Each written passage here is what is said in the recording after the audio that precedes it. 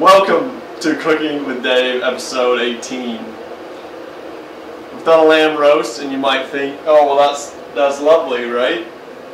But you want the gravy on top. Let me show you how to make the gravy on top with my 3 easy tips.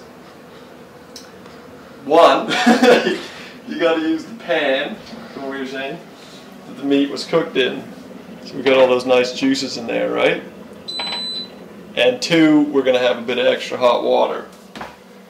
So what we're going to do, we're going to turn this hot plate on.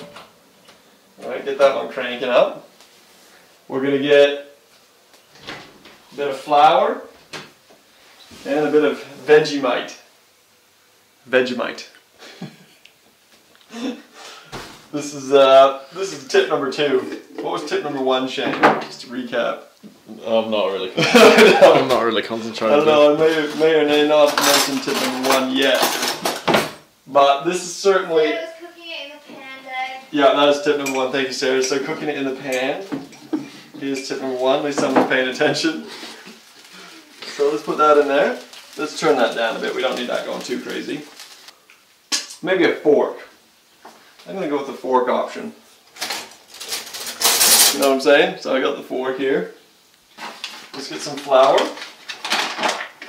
Now this is Australian flour. Your dad actually makes flour, doesn't he? Or wheat? Does he make wheat? Correct. So actually here, let's get that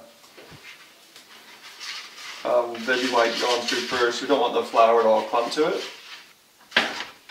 Oh wow. Can you smell that, man? Just looks amazing. Come give this a smell. I'm wearing a white shirt, which is kind of silly. Alright, let's throw in some flour.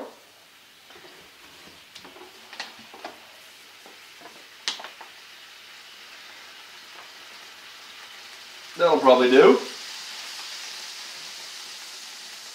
Let's just move that through. Ooh. Move that through. You smell that, Shane? Smells good. So we're starting to get a bit of a brownie color. Alright, so tip number 3 is you should probably use the water that you cook the vegetables in. You should, not probably. But we didn't have that here today for reasons I won't discuss on camera. Alright, so that's looking good. Watch what happens, man, when I put some water in. It really takes it to the next level. Okay? This is going to blow your mind. This is going to be like a mind grenade. So, let's get that in there. So you'll start to see that nice brown color coming? It's the flour and the gravy, everything's happening, man. Let's get that heat up.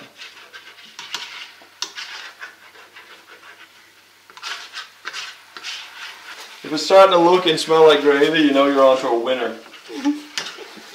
If yours doesn't look like this yet, though, don't worry. It's taken me years of practice. No, I'm just joking.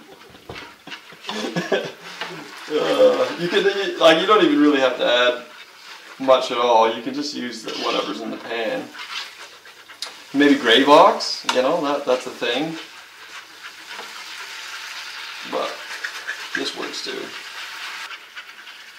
And then you should do something that all good chefs do. And what's that, Shane? Wash your hands before you cook. That's correct. Not what I was looking for. But nevertheless, it is correct.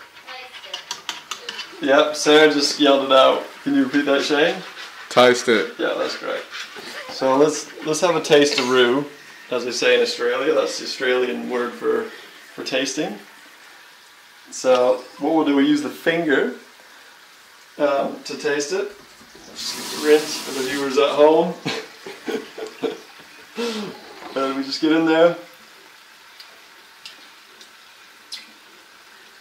That's good gravy. And we'll show you the result in a minute here of the spread we've got tonight.